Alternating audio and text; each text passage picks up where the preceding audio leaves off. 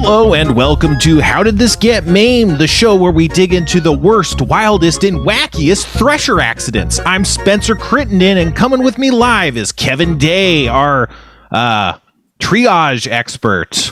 Does that track? What's up, Kevin? Triage? Yeah, I guess I could see that. Like in the medical. You don't know the fucking show? We've been. How many episodes is this? This is like definitely over 50. But yes, we watch videos of thresher accidents, people getting their limbs absolutely devastated, and you give them a triage score of how fast you think they would get through, it's all coming back to me. Room. It's coming back to me right now. Okay. That's what the show is. That's what it's always been.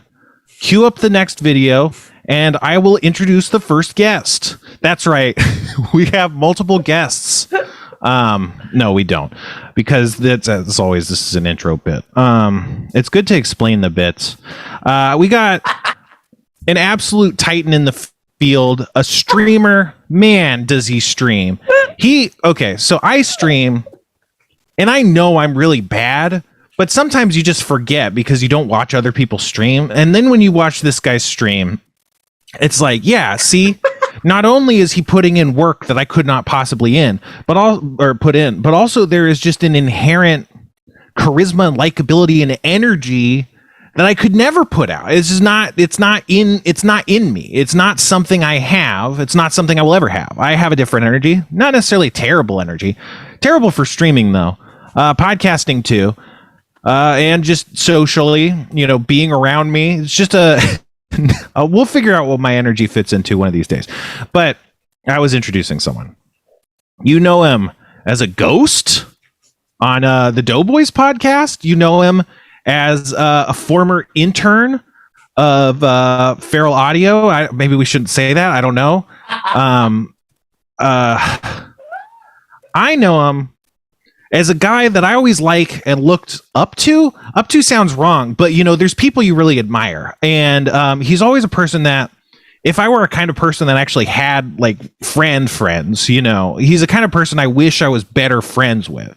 But like, if we were better friends, I would just be dropping the ball left and right and feeling self-conscious and bad about that. So it's like, maybe it's good that we are where we are, because boy howdy, Yusong's in the house. Yusong Liu. Thanks for having me on. Thank you for the kind accolades. It's all because, the streaming is just, I am so desperate. Every time I click on the camera, I'm just so desperate for people to like me. And so that is the 2 hours of content that is being broadcast. And so I'm glad it's hidden. I'm glad it's going well. Oh, it's going well. Look at your numbers, man. I see you. I see what's going on. I have a really chill stream, and that's like a very nice way of putting, I basically don't talk and I kind of just grumble now and again. And then like a single person says something in the chat room and I'm like, hey, shut up, stop it. And then they leave and never come back. And I'm like, why am I not getting more viewers? Well, I like stopping by your stream. And I also agree with your analysis that if I was the type of person who had friends that I saw and hung out with regularly, it would be great to be better friends. Absolutely. Yeah.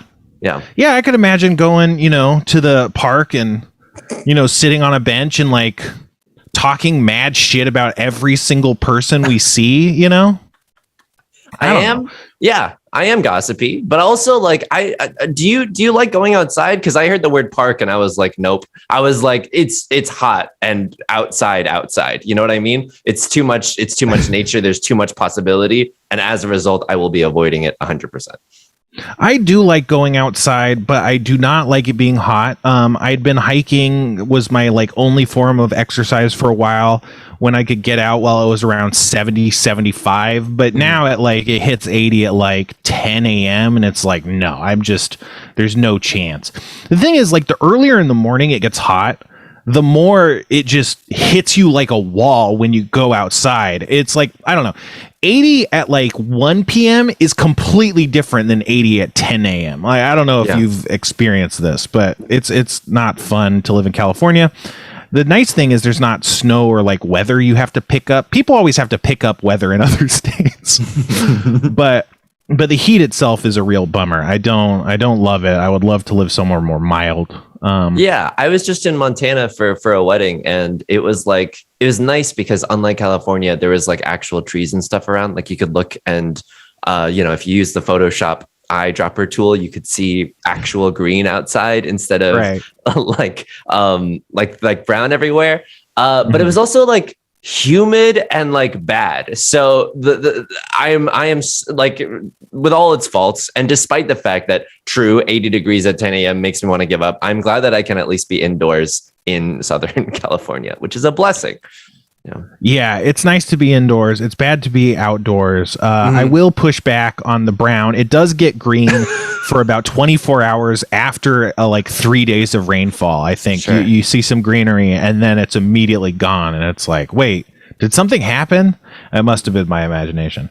I don't know. But yeah, I like being outside, and especially I like being outside in, that's not true, but I like nature. I like going to Griffith Park. What I do is I drive around Griffith Park in my car and I don't get out.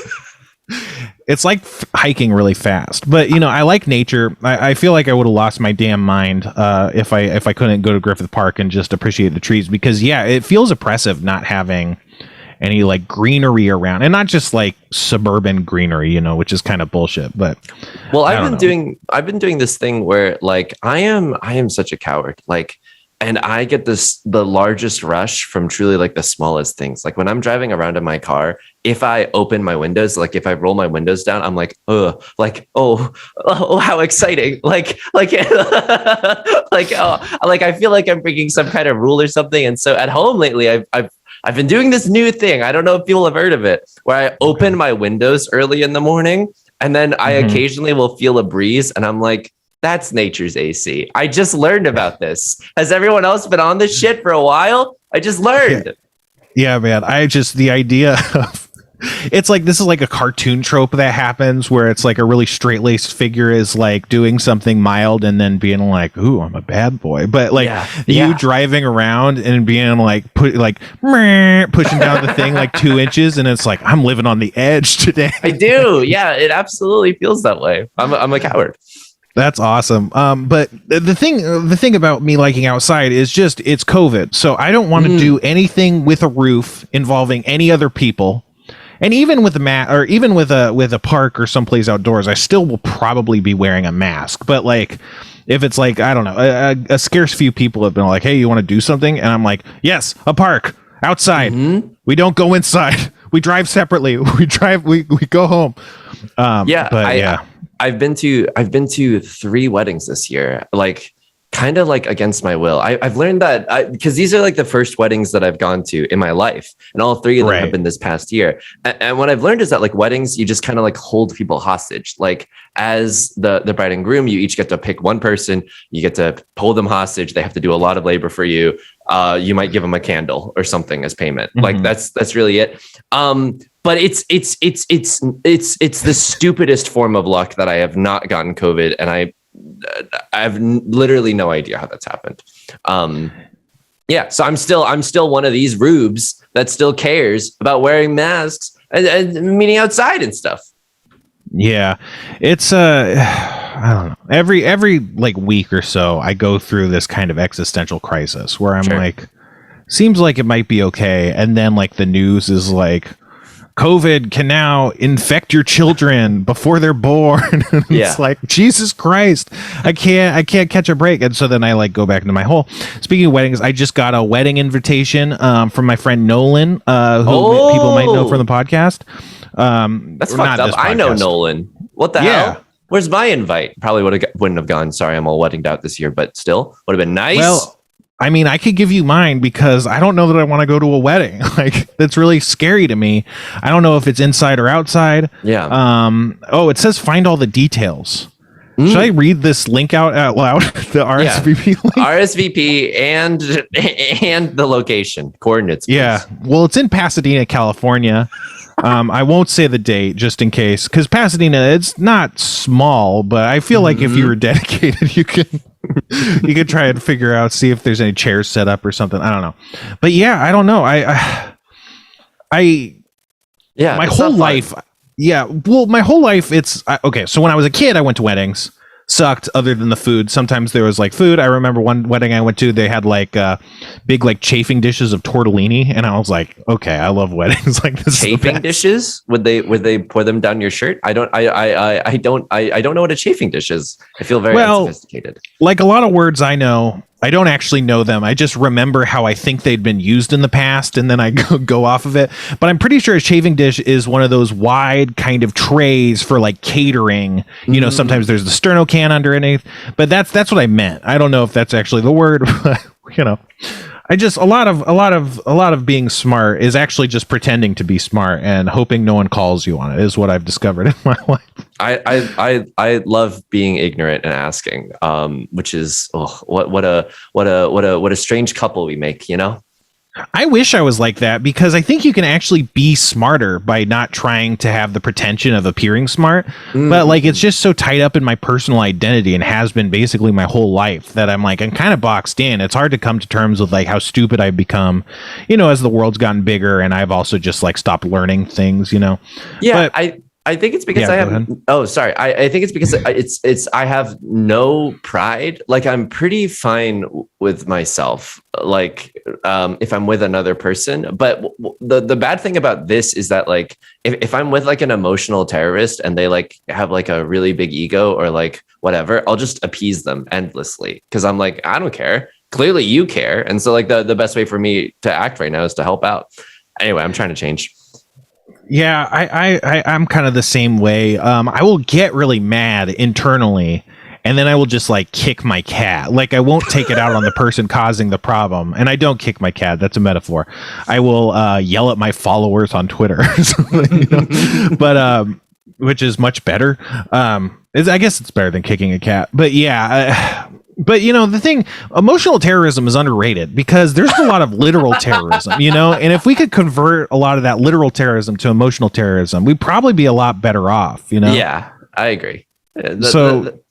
Yeah, we got to give our roses to emotional terrorists on this podcast. Oh, boy. But what I was going to say is that I didn't like weddings as a kid. And then as I got older, I just saw a lot of people going to weddings, and I was like, and it's always like, yeah, I probably shouldn't have been invited to the wedding, but like, come on, like I want to be invited, and I want to, and also my whole life is like, I'm not going, but come on, I want to be invited, like to anything. Like when people stop inviting to me things because I never go, it's like, hey, what is this? You came to our wedding dinner though. Yep, that was tough, but that was easier though. That was just dinner. And that was also in the very brief time after COVID-1, before like Delta and Omicron, right? So True. It was like, it actually did feel safe, and now it's just a never-ending thing. I don't know, but so like that's and so now I'm getting a scarce few invitations to weddings, and it's like I kind of don't want to go, but I gotta, because it's like this is it for me. Like I've been to like maybe one wedding in my life.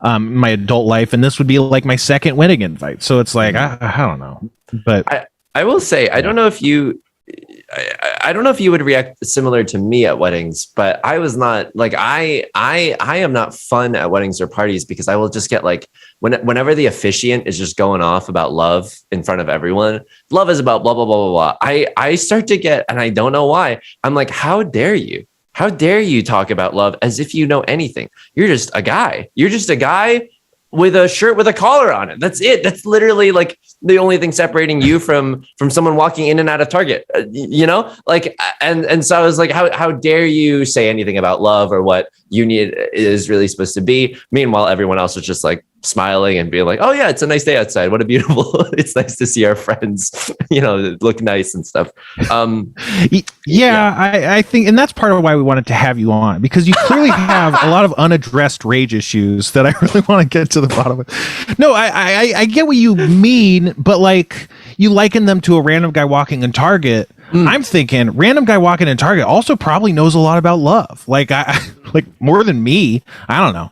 You know, I think a lot of normal people know a lot about love, and I just know about hate. I think that like if I just don't believe in anyone to be able to start a sentence with love is like, you got to have some credentials for that. You got to pass out your CV along with all like the wedding favors and the appetizers or whatever. Being like, hey, I was a relationship counselor, blah, blah, blah. Just anything. Because if I can tell you're freestyling about what you think a marriage should be based on some sitcoms that you've watched, fuck you. I'm out of here. This is so boring. And it's also disingenuous. Anyway, great wedding, great food. It is disingenuous. I know what you mean. I think, but isn't that what people want to hear? Like I guess a relationship counselor would have a lot better definition, like for practical matters. But I don't know that that's what I want. Is like, oh, love is, the funny thing about love is it's actually a chemical reaction involving people that you're attracted to. It actually has two components, one being this friendship component and one being this chemistry, sexual attraction. And if you don't have that, that's just a friendship. But today we're here because we have both of those two things, and those two things add up to love. It's like, yeah, that is a lot more accurate, but I don't know. But I think you're right. I guess I do agree just that they do really seem full of shit but do you think that has to do with like where you are? I mean, you're in a relationship, right? Is that a feeling like you get in a relationship? Because I feel like when I hear that thing, I just feel like, oh, I should die. I should go hide in a hole. Nothing's ever going to happen in my life. I'm going to be 60 years old and realize, man, I probably could have just clocked out at 30. I don't think there was any like reason to like persist this long. I just didn't know it yet, and so that's kind of like where my mind goes. But I feel like if you're in a relationship or something, it might be like nice and affirming or something, like, oh, that's like me or something, right? I don't know. Is that at all any of it for you? I think it's like, I think you're right. It wouldn't be fun to like have someone read out like a WebMD like version of what love is. And it is the stuff that people want to hear, especially if you're like, the parents, and you don't want to be like, oh, you like, this is so meaningful. I think the whole thing of it like felt so like weddings in general to me feel so performative. And I know I'm like the 70 millionth person to reach this conclusion. But it felt so performative that I was like, ew. It was like that day in school where everyone would have to give a report, and some people were good at public speaking and some people weren't. And guess what? A lot more people are not that comfortable with public speaking than those who are. And so it's just like an awkward environment for everyone. And I didn't enjoy being lectured about love in the middle of that, because I was like, there are things, there are. Someone praised one of the people that I saw getting married for going on a mission in Cambodia. I don't want to destroy your podcast by saying some uncouth stuff like a Keemstar, like a drama guy. Please, however, go off, Queen. Oh, thank you. Yeah. No, it's go off King. Well, I mean, it's go off King because it's go. Okay, sorry. Continue. Sorry. Yes, Queen received, go off King received. But I was like, full send. Dude, if this is celebrating, like, if this ceremony is celebrating the mission in Cambodia, then the whole thing is morally skewed. It's like being a lawyer and finally finding a crowbar into a witness's testimony. Like, oh, so you agree that missions are good, and yet you're gonna lecture me about love and empathy? No, but also thanks for the food, thanks for the invite. Like, I don't know. I haven't had a lot of fun at these weddings. Some of them have been good. Yeah, well, I think you hit on something about the performative aspect, just because like weddings are performative, and they are performative for your family first of all, and then your guests second of all. But it's like, it's not really, and I guess for the bride, it's like, it's kind of this execution of a fantasy or a vision that they might have had in their mind. But like, yeah, like if you just want to get married, you could just go and elope and get married. But it's like the service is like so your grandma can cry or whatever more than anything else. So maybe that's also why it gets so sappy, is because that's the audience they're playing towards, and they're like, everybody else, they'll just get drunk later and it'll be fine. Like they can hold off. But that is, I guess I haven't really thought about that, but there is something grating about weddings. And I think especially the middle school presentation aspect of it is like, yeah, I mean, sure, you're a reverend, but I mean, that doesn't mean like I like listening to you talk or you're actually good at this. You just felt it was your calling or whatever, which that's dubious. Yeah. But it's probably better if it's not a priest or whatever the fuck. Like if it was like a stand-up comic officiating or something, even if they weren't like popping off jokes and stuff, it's like, well, this guy, I like this guy. Yeah, no, absolutely. At least it would be entertaining. First two weddings, I was like, I'm anti-wedding. Like this all seems so fake and performative. The Holden Caulfield rules, everyone else is a phony, I'm gonna live forever, etc., etc. But then the third wedding, I was like so tired of people reading off stuff. I was like, fuck it, I'm gonna have a spite wedding. I'm gonna have a wedding where it doesn't even have to be with anyone else, where I'm just gonna do it right. I'm gonna have a very charming vows thing because it doesn't even fucking matter to the other person. It's just a little like tight five for the people that are here. I'm gonna start off with a jug, I'm gonna end it with something sentimental, and then I'm gonna keep everything so brief and the food's gonna be so good. I'm just literally gonna have a spite wedding to show people how it's done. That's where I've landed. That sounds awesome. I'm a big fan of Spite. I have a Spitreon, patreon.com/the So yeah, I can get down on Spite. That does sound fun. Like you could almost, if they weren't too expensive, it's like people should do that just for fun. Like you should just have a Spite wedding in a couple weeks or something. Like it would be a blast. There is Kevin Triage Day, and he's been married. So I got to ask, what are you thinking of all this talk, Kevin? Oh, yeah. Okay, so for the listeners at home that aren't aware, we got married very quickly in Anaheim with one witness to it, just as a legal thing. And then we're going to have a real wedding probably next year after we've planned everything. And it's going to be this big, crazy, like invite everybody we know and musicians and food and everything like that. So we've tried both. I'm curious to see how it feels after the giant one. But why are you doing that? Part of it is a lot of people were very upset that we had a wedding and they didn't get to go to it. Family and members, who are these people? Friends. Yeah, family members mostly. Of just like, hey, you got married and you didn't invite us. That was terrible. Hey, I'm sorry. I thought you supported my love. Is that not? Was it just about you getting to go to a party? Okay. Thanks for letting me know passive aggressively. That's really good information. I'm going to write that down, and I'm going to pass it along to the executor of my will. When I die, my parents won't get anything. But also, too, I mean, Ariel's got a dream of what a wedding would be like, and she kind of wants to still have that experience. Yeah, and that's valid. Yeah. Yeah, the point is weddings are okay. I'm just kind of a curmudgeon at them. And I also think that if I didn't have, because all these weddings were scheduled for like the last 2 years and all of them have been pushed to this year, which is why I've gone to 3. I'm going to have to reject 2 more invites, not because I'm popular. I'm pretty sure this is the only year that it's ever going to happen. So yeah, I just don't want to travel anymore. I can't do it. I'm too tired. My creaky bones, Traveling is scary right now, but it's tiring all the time. And I think it's easy to forget how tiring it is until you've had to travel like more than once. Like when it's once, it's like you can recover enough to kind of forget because it's just like a whirlwind, or whatever. But when it's like, oh, I've done like 4 bouts of travel, it's like I need the rest of the year off. Like I cannot. And that's like before COVID and stuff. Mm-hmm. But I don't know. I think that people have gotten like more selfish since COVID. Like people at airports, this is something that I've noticed two trips in the last like month. Like people in airports have started to like make all the space their own, not because they want a social distance or whatever, but like I think the rationale behind it is like, well, I've been stuck inside for so long, I'm just going to take what's mine this year because I've suffered long enough so everyone else can go go fuck themselves or whatever.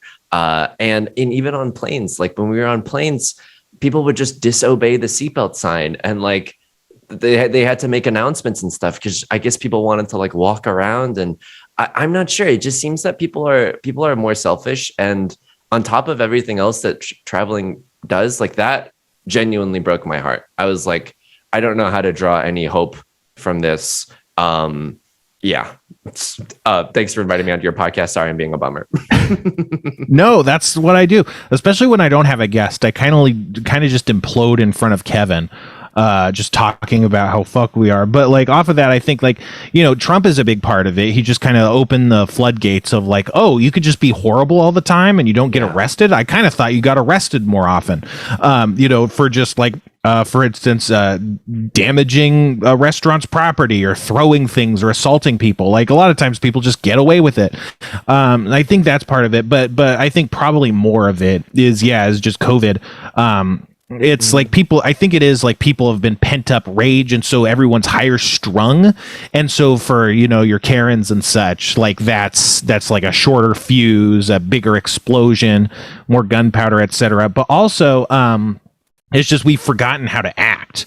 Like people just don't know how to act in public, and it's weird because like it probably took years and years and years, like decades, to like create like this consensus kind of decorum, like, oh, this is how you're supposed to behave in public.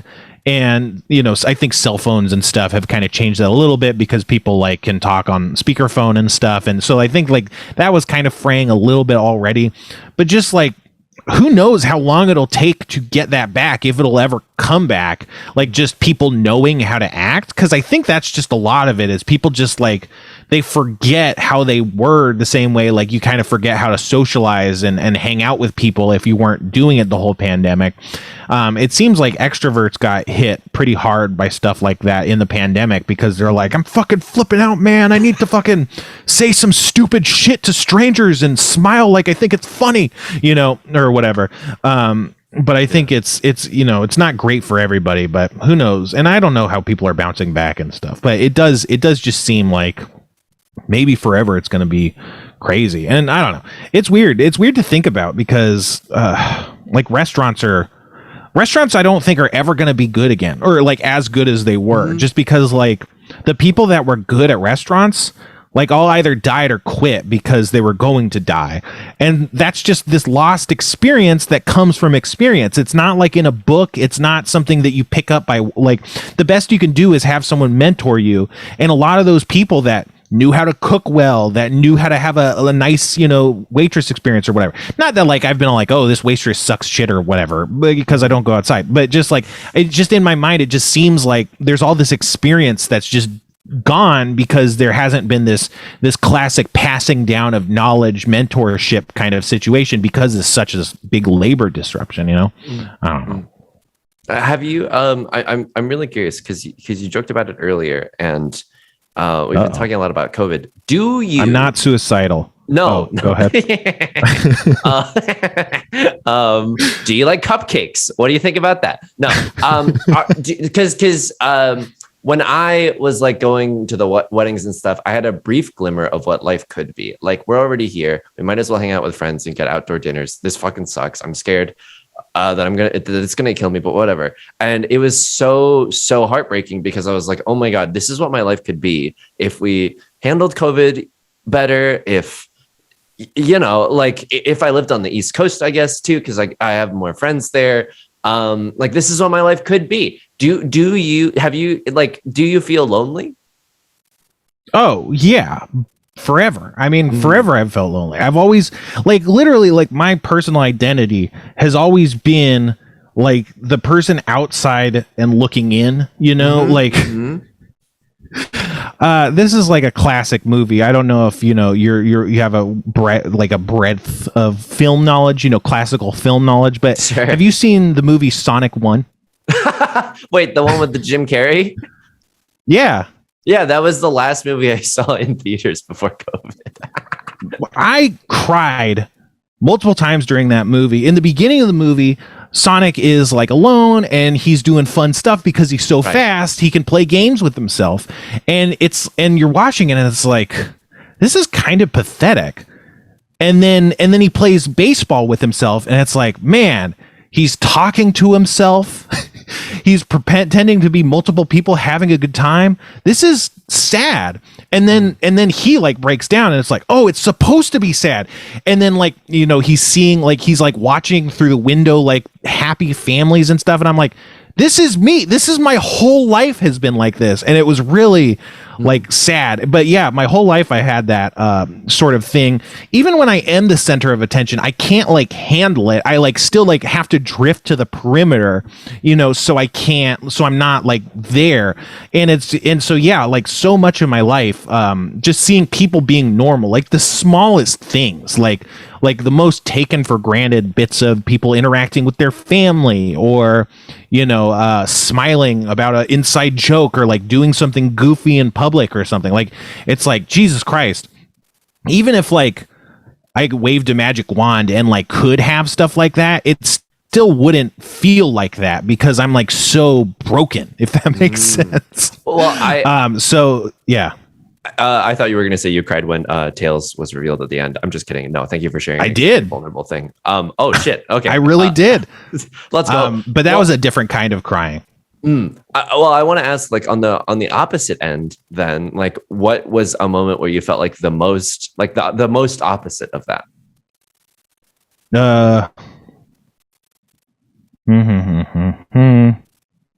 I don't know. I think it's like, yeah, when I'm like, it's not even that I want to be in the center, right? It's just I don't want to feel like so far removed. But like, I feel like when I was performing on Harmontown, like actually on stage, it's like even my stage position is like off in the corner. When we had guests, they would have to like, I would watch them turn completely. They'd have to like scoot their butt to like twist around, you know, to like when they heard me. And there was also like the thing where like they would hear me talking and then their head would tilt up like, oh, someone's talking. Like, but that felt a lot more in the center. And then when I was working on Harmon Quest, I was like the EP and stuff.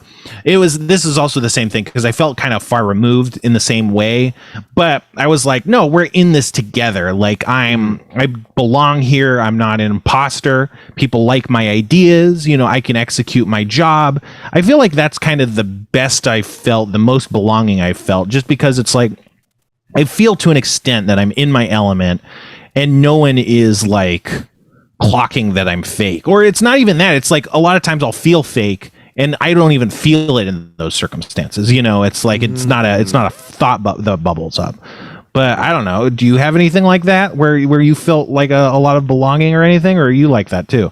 You seem really comfortable even as you are kind of, you know, anxious. Thank you. I honestly don't know if I'm more anxious or comfortable. I think like, well, for me, in college, I did like I was in a sketch comedy group and just getting so many dates because of it. Nope. Sure. The opposite. But people love comedy. And sketch comedy, the sexiest comedy there is. Yeah, for sure.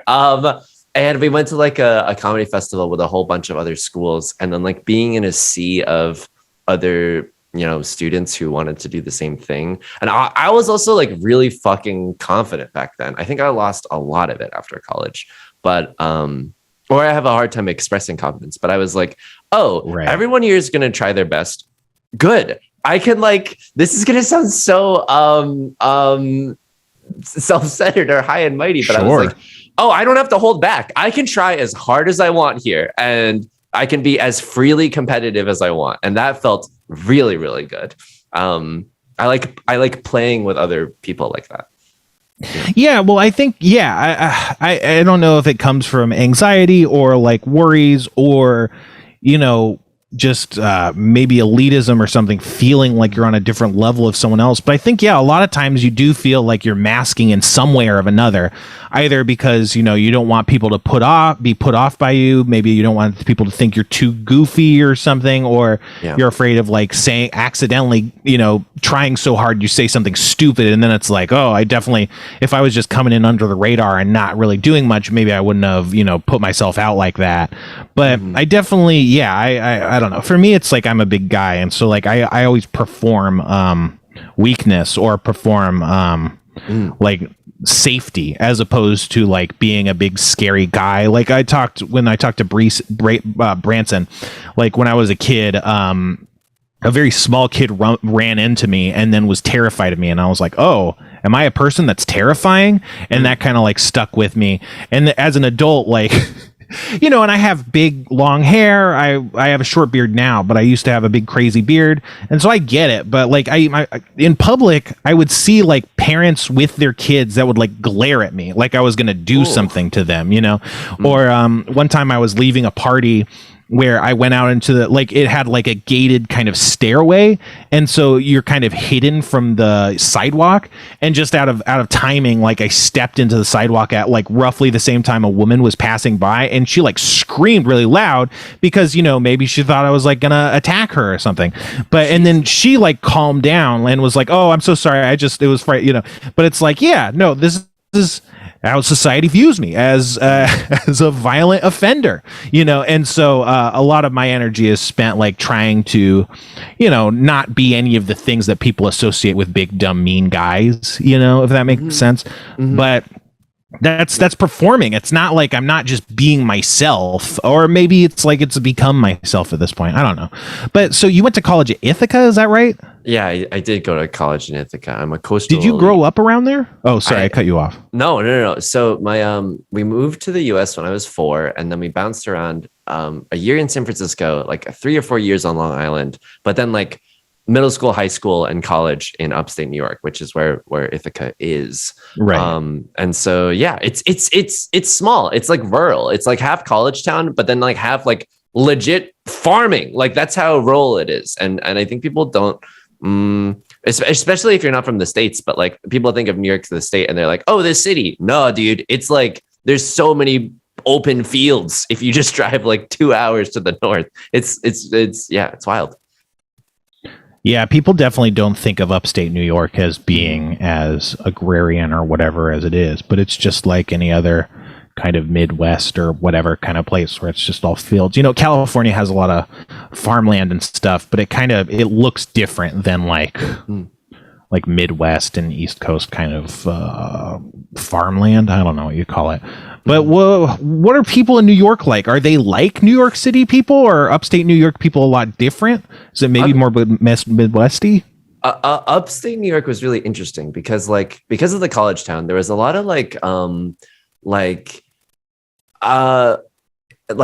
hippie culture, like small town, Sure. like, hey, here's a store where we sell beads, and that's it. I'm trying to not be offensive, and I'm like, I've never talked about this. So anyway, But it's like, it sounds like kind of a college town vibe, maybe, right? Have you ever been to other college towns? They kind of have a weird vibe that's like, it's older than college students. It's like it's mostly like 50-year-olds, and then it's like, but also we got to have a pizza shop, and it's like a 50-year-old version of a pizza shop, and they're like, they'll love this or something. Is it kind of like that?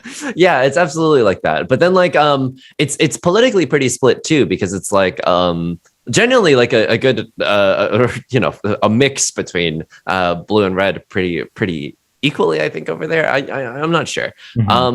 But yeah, what are people like? They are relatively nice. Although I don't know. I after being in the city for like a week for one of these frickin' ceremonies, I was like, I can't do New York. I can't do New York. It's not even that the people here are too rude. There's just like too many things around. And then I was like, could I do upstate New York? And I was like, I can't do upstate New York. It's too small of a town, and I get like weirded out by being in a small town. Like driving through like a small town in America where someone has like a faded American flag on their porch. I'm just like, ugh, like it's so spooky. So I don't know. I miss my friends there, and I'm sure the people are like wonderful. And I don't even see that many people here in LA, but I like being in a city. Yeah. Yeah, I've traveled. I'm actually a bit of a traveler in my day. But I don't know. You know, everyone's nice, everyone's fine, whatever. Shut up. But I like Southern California people. Just not because they're good or nice or anything, just because they kind of just leave me the fuck alone.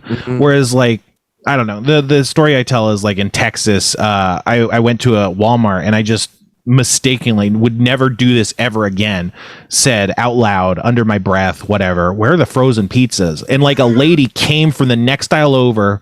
She didn't grab me, but it was like she walked me over to the frozen pizzas, and it's like, I did not want this. I do not want you paying that close attention to what I'm doing. I don't want you to feel comfortable helping me in this way. I don't want any of this. I don't like it. I'm suspicious of it. There's nothing to be suspicious of. Like, even when you talk about Southern hospitality and passive aggressive and stuff, like, that's not what that was, you know, but it's like, I don't like this. I want to be alone.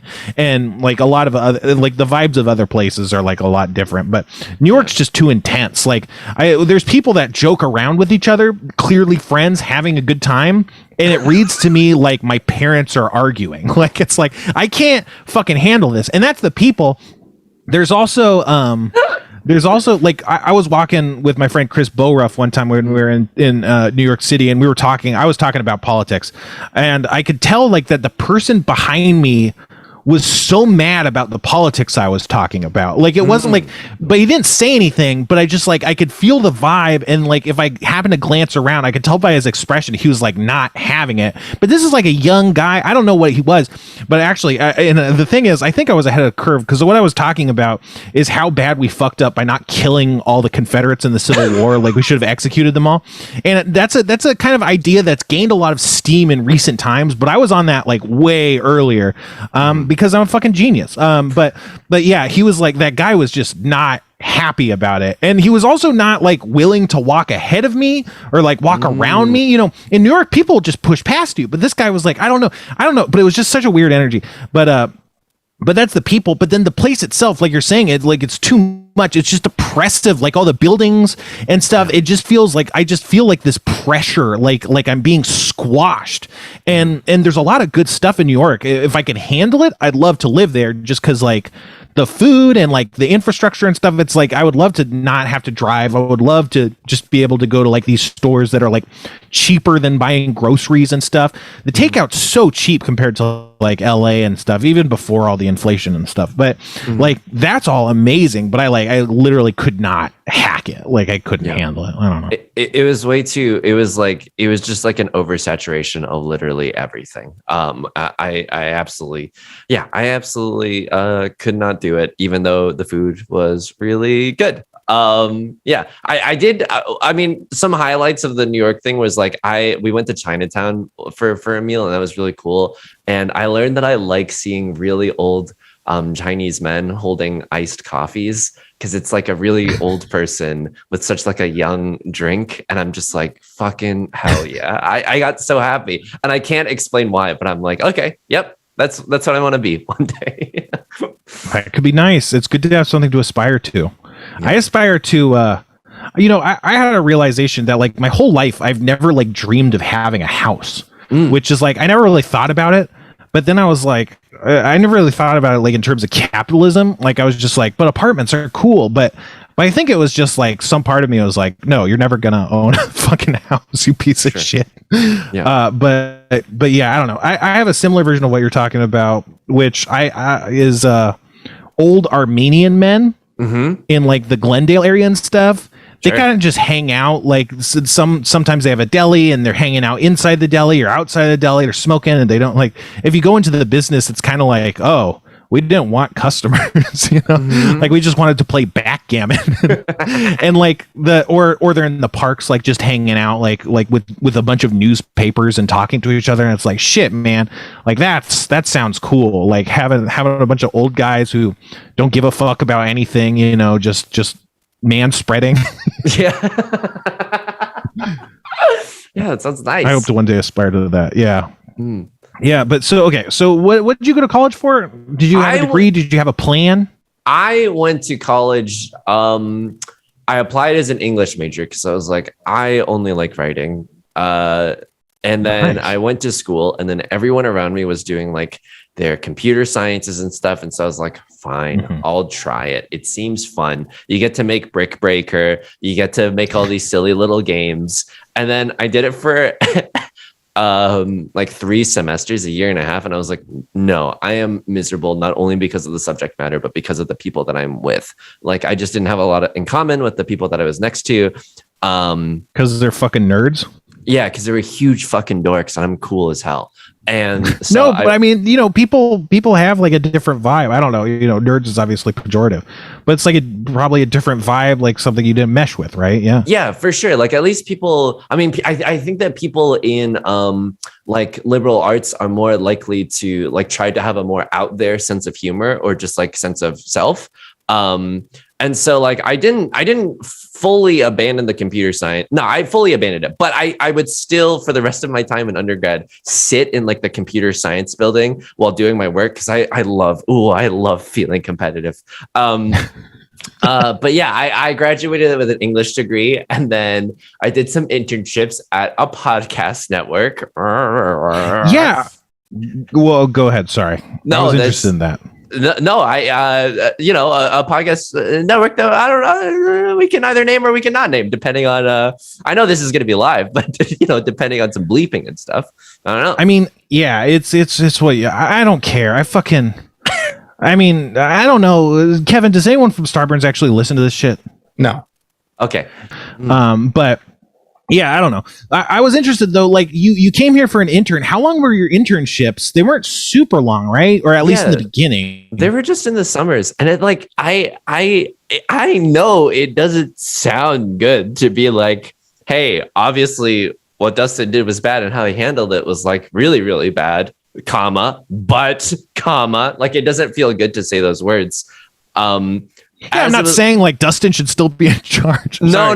I know you're not. I'm more so saying for my own sake, because I still like even wanting to express this idea of like, well, without Dustin, I would literally know no one that I currently know right now. And it was because I sent him an email just randomly, and like 3 months later he replied. And again, all the timing and stuff. Yeah, all the timing and stuff kind of colors this in a weird way, I think. But he was like, oh, like, hey, I just cried reading your email. Oh, you sound great. Want to just come like hang out and be an intern for the summer? I was like, hell yeah. So I did that for 2 summers. Internships are kind of a sham.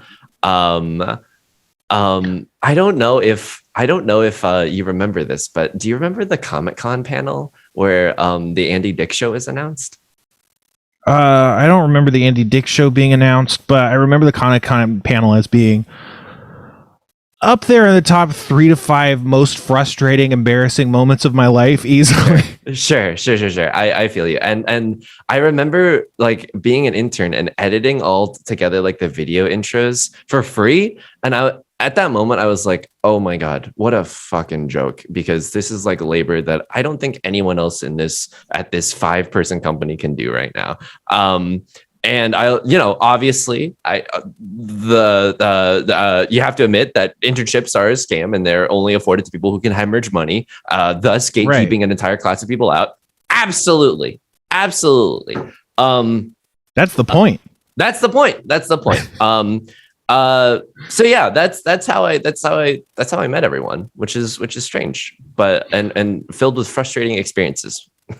Yeah, I'd imagine. Where were you living back then?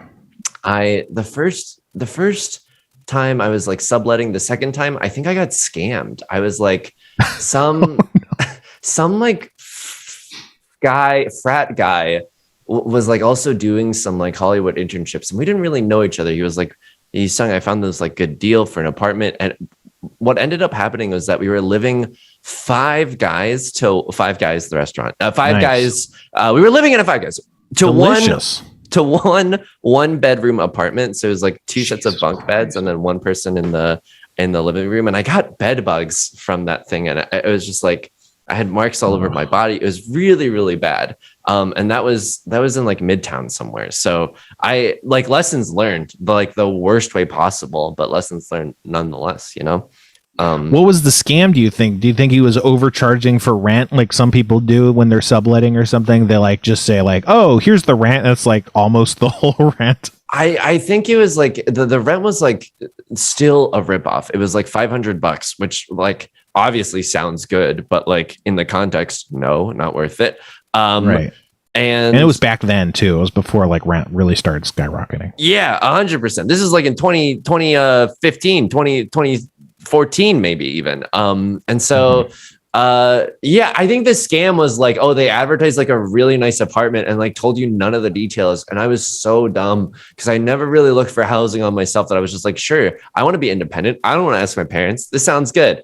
Fucking no. It was one of my like most regrettable decisions. Like one of the biggest mistakes I've ever made. Yeah. Not that bad. Yeah. I don't know. It doesn't sound good. I don't know. I'm just terrified of, I don't know. Trying to find places to live is fucking impossible. And it was back then too. And now it's just worse because it's the same thing. And also there's 50 people that apply and then they don't rent it to anybody because it turns out they can, 50 times 50 is, Kevin, what's 50 times 50? 2,500? Yep. 2,500. Yeah, 2,500 just to show someone a house in application fees. Like that's better than renting a place. You don't actually have to do anything. So it's all fucked. But it's, I just want to, I don't know. Maybe I could get a roommate or something, but I want to, whatever. I'm not going to get into it. Should we talk about the thing that we talked about instead of playing Magic the Gathering Arena online, which is being a podcast sidekick? Oh yeah. So I'm a podcast sidekick, maybe even a third in command. People know me as a comedy sniper because I don't have to talk the whole time. And then if I have a really good joke, I can be like, really good joke. And then people are like, this fucking guy, holy shit. And then it's like, then I'm on my own podcast and it's like, man, this guy sucks. Like he's just talking about how he's going to kick his cat. That's fucked up, But what was it like for you? Well, were you on all the time? Because now we got like producer Emma and she's kind of on all the time, but were you trading off back then? Were you the primary one? Were you feeling comfortable talking before you were talked to, or how did that feel? So like, oh dude, I don't know if I ever told you this, but one night Dustin, when we were at Meltdown, like doing Harmontown, or where you guys were doing Harmontown, he was like, you want to play D&D with them? And I was like, and I think he shouted something from the side to try to get me on, but like it didn't end up happening. My philosophy back then and even now is like, of course, as someone who did sketch comedy, of course, as someone who did like bad stand-up in college, of course, someone who wants to be like creative and tries to do stuff, I would love to be on mic. However, like I also have a deep, deep sense of shame. And like, I don't know if this is because, my parents are Chinese or whatever, and like they grew up in China, but it's like never, ever disturb the peace, like for your own selfish means. Whereas like, you and Kevin were talking about this on an episode of the show where it's like, yeah, the people without shame fucking succeed because they don't have that voice in their head, right? So even at the start of Doughboys, I was like, never insert yourself unless asked. Literally, like, don't speak unless spoken to. And I wish I could kind of go back and tell myself, like, you could have piped up like once or twice and maybe asked for some stuff earlier on, but like, yeah, my philosophy then and my philosophy now is like, yeah, if it's someone else's show, don't insert yourself unless absolutely sure or asked, Mm-hmm. Yeah, that just reminds me of like, I also have this instinct, which is like, don't go back too far for a joke.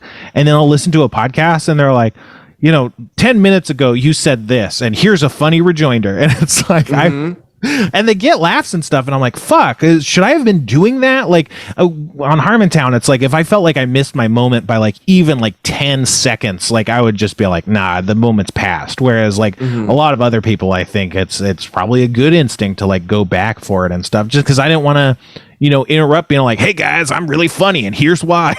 10 minutes ago when you were telling the frozen pizza thing, I think that you talked to a sleeper agent whose phrase was frozen pizza that you just awakened. I don't think that was a normal Texan person. Went back for that joke. It was not worth it. Okay. I mean, it was a psyop. It was a psyop to keep liberals out of Texas. I think we all know this at this point. Yeah, it's also like going back for jokes, but I'm also curious, like at the start of Harmontown and stuff, like being an intelligent person and an intelligent performer, you like, did you ever feel like, oh shit, like obviously people are here for Dan, why should I talk? And then suddenly you're like, oh my God, I haven't talked for the last 2 hours. I have to say something. Like, did you have that debate ever in your head? I think sometimes I would feel a little bit of tension. Yeah, like for the most part, it was like, yeah, everyone's here to see Dan. I don't, it's not about me, and I don't need it to be about me. I don't even want it to be about me, And like in the early days, like they didn't even have me on until the D&D started, and then like for a long time, I was just kind of like, I'm not even here. Like, I'm just like an audience member, like even way longer than it would have made sense to think that. I was just like, yeah, I'm just an audience member. Like, they have audience members on and talk to them. That's what the show is. I'm just like one of those people, which, is obviously not quite the case with me. I was more of a regular cast member, but it just always felt like that for a long time. And that was a tough kind of thing to break. But there would be times where I was you should, like, you haven't said anything for like 45 minutes, but I usually wouldn't then like say something, I'd be like, try harder next time, or like be funnier then, or like come up with something. But it's like the show never really came to like a screeching halt, because Dan could just talk for 2 hours uninterrupted, So I never felt a strong need to like get myself in there to like help out the show. But that's how I would generally view it. Is it's like, what would be good for the audience? What would be good for the show? What would they like? Not necessarily like, oh, it's important for me to kind of mark my place, if that makes sense. I don't know. Yeah. I remember like earlier on in the Doughboys like Q&A episodes that would have me on, and they still do have me on. I was like, oh my God, like the best thing that I could do for the show is actually talk less, because as a former listener of Doughboys, I'm like, I mean, this is like a little sacrilegious, but I think that it's true for a lot of listeners. I don't really give a shit about the restaurant. Nick and Mitch are such lovely like people that I just want to hear them talk and joke around. Like, they're so funny. And so I was like, it's really hard at the start to be like, well, here I go, potentially ruin. Like, I know the best thing is just to keep the peace and leave the water still, and for Nick and Mitch to just go off, and then to like slowly like try to change that. It's every time I see like an angry comment or someone on Reddit, I'm like, yeah, dude, because you have no fucking like you would literally combust if you were in that position, and like I would love to see it. Yeah.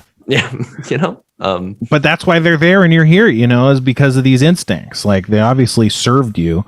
But I know what you mean, especially just getting mad at people on Reddit. That's the most. I am a monster. But I agree with your assessment, but personally, I love the food talk, and I get really mad when they're not doing it, but I know that I'm like the vast minority of people, and you'll see in the Reddit and stuff, people like, that's what they want, is the banter and stuff. And I'm like, I don't care. I just want to hear people's opinions on food. Like, tell me more about these fried clams. Why weren't they seasoned? What seasoning didn't they have? What did you want? Old Bay? Like, I just want to dig in super hard to the food.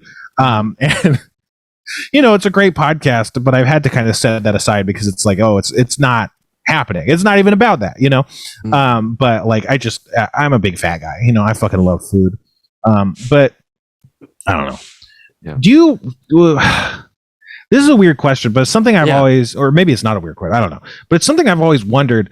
What's the deal with the whole Yusong's a ghost thing? Like, I know I saw that happening, but like, it's like a weird thing. Like, obviously it's like a silly joke, but like, the idea of you being dead, is that something that's ever like that you think about? Or is it ever like, oh, this is kind of weird? Like, to me, I don't know. For me, it's like, I feel like if it were me, I'd be like, this is kind of, I'm not dead. It's not funny to joke that I'm dead. I don't know. But also, I have a weird, like, offended kind of muscle that I think is very anti-comedic. No. Even when writing sketches and stuff, I simultaneously hate and will always want to be the person that's like, hey, I think this is offensive. Like, being the only Chinese person in in a sketch group, and then people are like, hey, like, what if we did a area like the Little Mermaid parody, and they just doing a Sebastian the Crab impression. I was like, dude, like this does not feel good. And so I always like bringing it up. Weirdly, I'm like, I'm not offended by the idea of being dead. The bit comes from like, I think I was killed off in a Christmas special, which is like canon. So yeah, I'm just a ghost in the podcast right now, in the world. Yeah, I don't think it's necessarily offensive necessarily, but it just feels weird. You know what I do think is mildly offensive is Yusong did nothing wrong. Which is like pulled from internet people saying Hitler did nothing wrong. That's really? Where that comes from. I thought it was pulled from like Thanos did nothing wrong. That's also pulled from Hitler did nothing wrong. Oh, shit, I had no idea. Which is fine. I'm not saying no one should do it, but I've just always like, does no one know? Apparently they don't. But yeah, I and I don't think that's bad. It's just weird. I'm sorry. I should have brought this up. It's really just to dig in further, I'm pretty sure it comes from memes, just Nazi memes, but in the Democracy, do you remember the Democracy competition where it happened, I think 2 or 3 times? I think the second time is when it ended because 4chan, they vote bomb contests all the time. That's like an internet scoundrel thing to do. Yes. And they vote bomb the name of the Mountain Dew as Hitler did nothing wrong. And it won by like 90% of like all votes. Like it was Democracy, like the massive winner. Yeah, and they're like, we gotta set up some sort of Dew oligarchy or something. But yeah, I'm pretty sure that's kind of among the things. But whatever, if people don't associate it with that, then I don't think it is a problem. The problem is when people are like, why is Yusong Hitler? No, he's not. That's not what it's about. I did have some ideology that started World War II, so we all. Yeah, but World War II was good for a lot of people in the long run, right? Oh, yeah, you know what? Yeah, yeah. Anyway, I'm sorry. I should have brought it. I'm sorry. I didn't mean to fucking gotcha journalism you with all this stuff. No, I genuinely like learning about that stuff because I think the etymology and the history is really important. And I had no idea. I thought it literally started with Marvel. But I think also it was like because I would like anytime, like genuinely, I would fuck up for the show and like make mistakes and like not do my job that well. I did a pretty good job overall, but I would genuinely make mistakes sometimes, especially when you're just, people make mistakes. Yeah, especially when you're just like getting orders of fast food. Like, ever try Grubhub or anything? Like, people just make mistakes. It's fine. And then Nick and Mitch would either like playfully like make jokes about me fucking up or like imply that I fucked up something that was totally not my fault. And then the response was like, Yusong did nothing wrong. So that's also, I thought it was like more, I thought it was about more of that too. But yeah, now I'm like fucking glad to know. Good to know. Now that I think about it, that's actually why I got so mad is I was like, no, he did fuck up. He deserves to burn for this. It's like, this is not okay to whitewash these issues. I wanted to hear the fucking chicken crunch wrap, and I get a beef crunch wrap. I'm not going to hear about how it tasted because fucking Yusong fucked up, and I won't have people gaslighting me into believing he did nothing wrong. What if it turns out that we were just arguing with each other on our burner Reddit accounts on the subreddits? Wouldn't that be something? Yeah, I'll say this. I never had a burner Reddit account until Jack Allison got really mad at me. And then I was like, maybe I should just, I think like he said, like, well, it's your name. Like, so if you don't want to piss people off, like just use it. And I was like, it's literally never occurred to me before. And I don't use it just because I don't know the password or anything, but I've made like 1 or 2 since then at some point. But yeah, it was a good idea. It's like, yeah, if you're sick of people getting mad at your opinions, don't be you making the opinions, just be someone else. I'm so curious, like, cause I can't handle like, I know this is such like an easy thing to say that probably like, it's not new, but I don't do well with conflict. And so even having like a semi-public argument, I'm like, oh no. Like every like neuron in my brain starts to like go like fight or flight, but like also you're a coward. Just get out of there, buddy. Like you gotta get out. You gotta get out. Like how do you feel about having like semi-public arguments? Well, everything that I say is like me trying to like dismount, but of course it's like it's only feeding the fire. So I'm like, I just got to say this, and then it's done, and then someone says something else, and then it sends me into like a larger rage, and it's like I can't think about anything else, and then so like if I don't say anything, it'll go around my head over and over until like I end up doing it, and it again just makes it worse. But yeah, it's really just, I don't know, like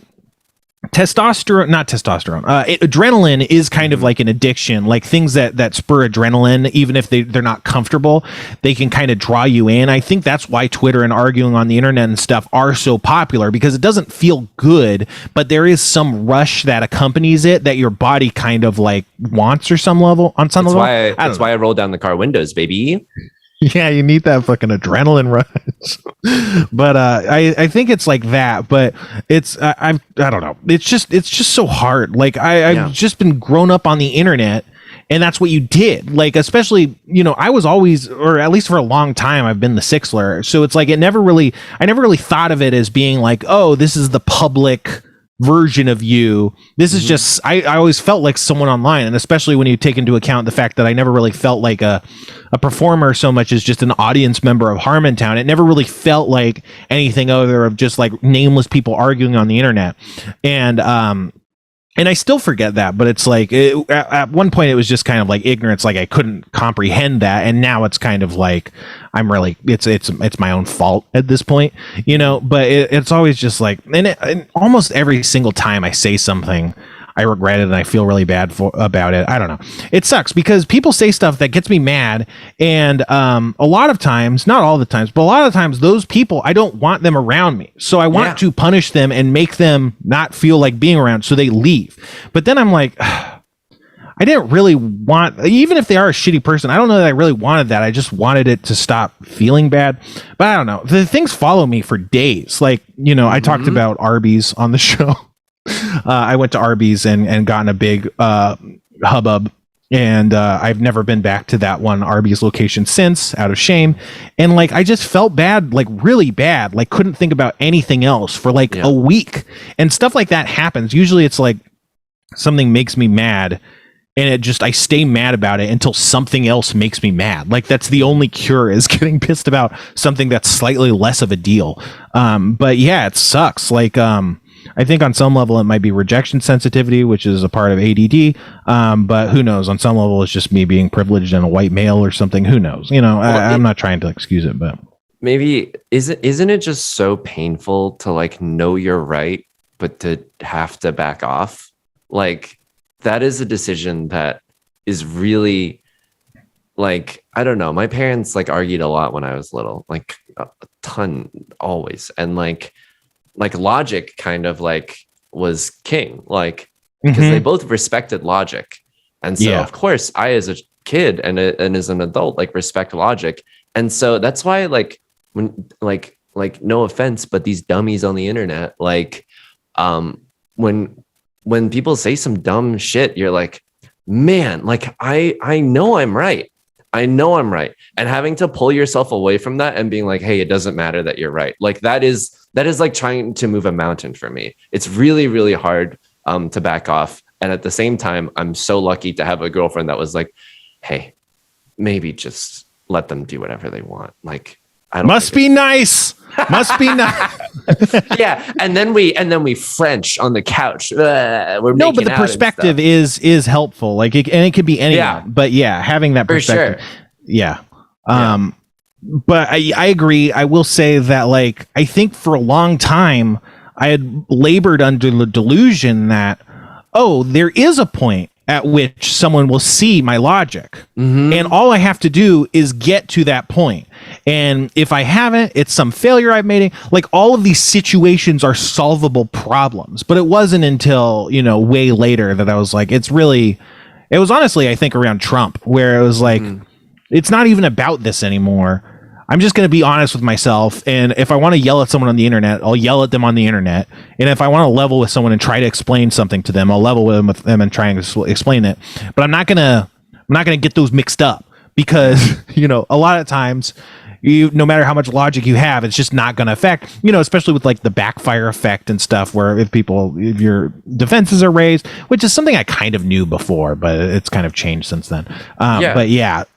It's like if they haven't respected logic enough to in that they're saying something in the first place, what evidence do I have that they'll respect the logic when I lay it out in a beautiful thought tree, like in a beautiful decision tree that clearly like would illustrate to a person why they're wrong? Like there's just no guarantee that even if I spent all this time that another person would listen. And it's really painful because like I like a few weeks ago, I like this was even before like the Supreme Court, like, like depression, like the Supreme Court apocalypse. Yeah. But I was like seeking out political debates on YouTube because I was like, God, like it was my coping mechanism. It was the only way I could engage with the news. And I wasn't even reading with the news because I was just like trying to bathe in a fantasy where like something could happen, as if someone owning another human being on the internet could actually change anything, as if anything was going to get changed.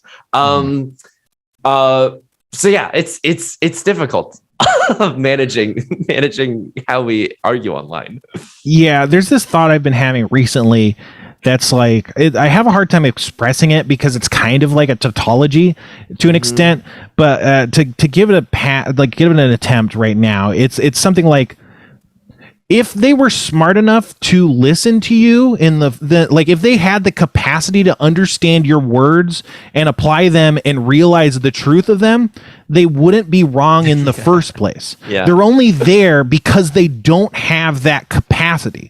And I think and that's like an oversimplification. Obviously, in certain circumstances with the right things and the right relationship with the person, you can kind of slowly coax them, to an extent, but that's like a really long macro process. But like, the simple truth of it is like, yeah, that's why they're here, is because they don't have the tools to understand reality to the point where they understand the truth of it. Because like what I would always say, like on Reddit and stuff, is and this is also convoluted, is I would say your argument, the model of your argument, it can't contain the facts that I am bringing to the situation. But my model of the argument, it both contains your model of the argument and it explains why it's wrong. Like your circle can fit inside my circle and I can explain it. But my circle can't fit in your circle because it's incomplete. It doesn't have enough like description and information to, encompass the reality and the complexity of the situation. And like, that was also a really hard thing to get across. And obviously it comes across as really condescending. It's like, no, my brain's a fucking mountain. Like you can't see, like you don't get it. But yeah, that's like, and they're kind of the same idea, but I just want to express to you, it's like, that is why I have my position, because I understand what you're saying and all of that's explainable by what I'm saying, but you can't see that because you don't have the pieces, whatever. Yeah, it's because like it's really humiliating to be wrong, and which is why I so love asking the dumbest fucking questions. I just love doing it because I'm like, well, this is either going to be funny or whatever, but at the bottom, like I'm still going to get to the bottom of this. And even in social situations, like I found that doing this is like usually gets a laugh and also helps me answer a question. Like, hey, I'm sure like everyone knows, but in case someone here like doesn't know, like why, I remember being at a friend's birthday party and like, anyway, someone's birthday party, and they were talking about like how guys in general use hand soap to wash their face. And that fact alone, like got a huge laugh. And I'm like, yeah, I know it's bad. Also, why is it bad though? And like that also got a lot. Like people were like, you don't know, but I was like, yeah, fuck it, I don't know. And then people were like, because like you don't want to kill all the bacteria on your face. You don't need like 99%, destruction. And I was like, oh, that's cool. I'm still probably gonna wash my face. No, of course we don't need that. But why would it be bad to have 99% of the bacteria die? I don't know. I still don't know, but like I accept that I'm wrong. I'm also really lazy. I should probably just get like a face soap or something along those lines. But anyway, I love asking about stuff because I'm like, who the fuck cares? Yeah, and I want to know. Yeah, I agree. It's humiliating being wrong, especially in a public forum. But I will say that for me, when I realize I'm wrong, sometimes it's like the biggest relief. Because like if I feel like I'm right, it's like, again, there's this puzzle where I can learn, like, why is this happening? I need to understand why it's happening because I'm right. So why could this be bad? You know, what could, like, how could you think the opposite if I'm so right? And then when it's like, oh, I'm wrong, it's like, oh, thank God, I'm just wrong. That's why this is all happening, because I was wrong. You know? Yeah, but like, I get anxiety. Am I You ever being listen played to off? Sonic? You're good. No, keep going. No, sorry. Oh my God, my brain just got so scared. I thought the world was ending. It is. Wait till you hear this part. Oh God. Okay. Well, here's the thing, because like, even if you Hurry admit up. that you were wrong, you have no guarantee that the other person is going to be gracious and kind about it. Which is just like, oh, I'm like, Right. this is a zero-sum game, you know? Wow, and he got it in under the wire. I did thought it. for sure I was going to have to cut you off, but that is our show. No, I agree. I agree that's why being wrong in public is feels so bad, because it's like, I guess I'm just bouncing. I'm just going to stop talking because Yeah. or you know, I'll just say, hey, fuck off, you know, because it's like it's not going to get better from here. And then the few times I've been like, oh, my bad, it's like they're still amped up on their own shit and they're mad and stuff. But yeah, well, thanks so much for coming on, man. This has been really fun. There was a lot less. I mean, you know, we kind of know each other a bit, but there was a lot less just like straight up by the book interviewing, which I think, you know, comes from nice, fun talking and conversation and a nice dynamic. So that was awesome. I don't know. Yeah. But yeah, thanks for coming on. You got anything to plug? Sure. You can check me out live on twitch.tv/YU_SONG. I'm live Monday, Wednesday, Fridays at 4 p.m. PST. And I also got like a YouTube and a Twitter that you can find through that Twitch or just by searching for it. Yeah, thanks so much for having me on, guys. It's a real joy and a great way to spend a weekend. We're recording this in advance. I felt bad lying. Yeah. It's a beautiful Sunday, and no terrorist attacks have happened. Oh God! Oh God!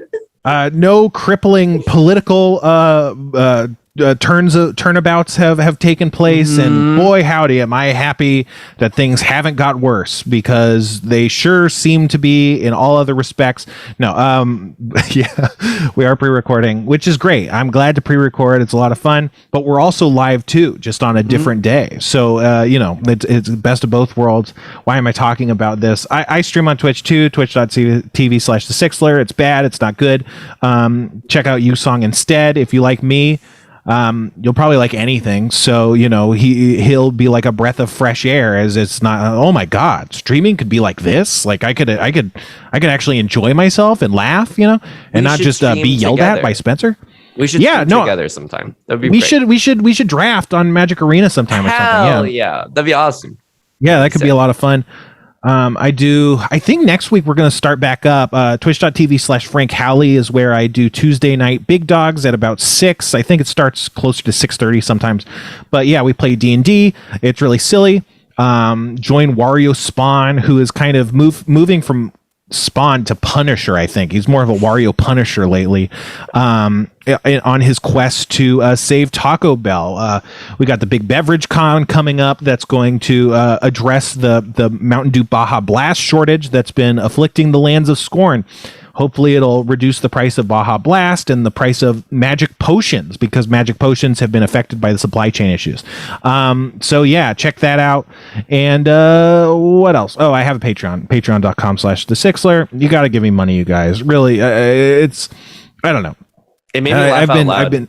It made me laugh What? out loud when I Googled your Patreon and it just says Spencer Crittenden is creating spite. It made me laugh. Oh my God. It was so That's my favorite part. That's like what sold me on the spite branding, was it's just so funny to see Spencer Crittenden is creating spite. Yeah, you know, it's really like good. there's nothing else I would rather have. I do feel bad about, like, there is a lot of ad copy that's kind of shitting on Jeff Davis, which is like, it's fine. I'm not mad at Jeff. I've gotten over it. But, and I do like the Patreon not being like weirdly like vehement against him, but yeah, I need money, you guys. I mean, I don't, but I do. It's just, everybody needs money. You probably need money. We all need money. But I'm one of those people that needs money, and Patreon is a great way to give it to me. I try to do D&D stuff, but not everyone likes D&D stuff. So I'm trying to do food reviews.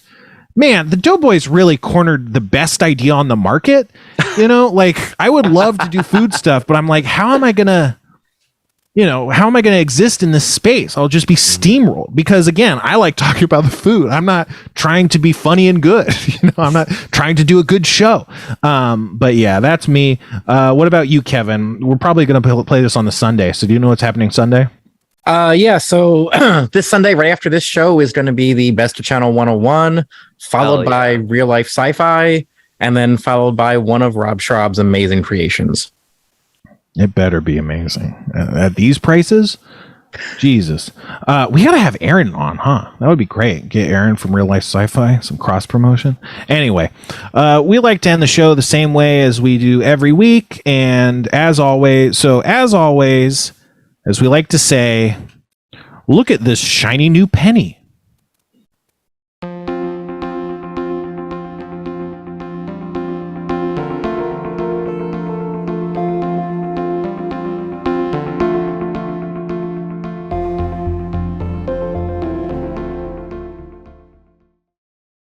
Scarpins Avenue.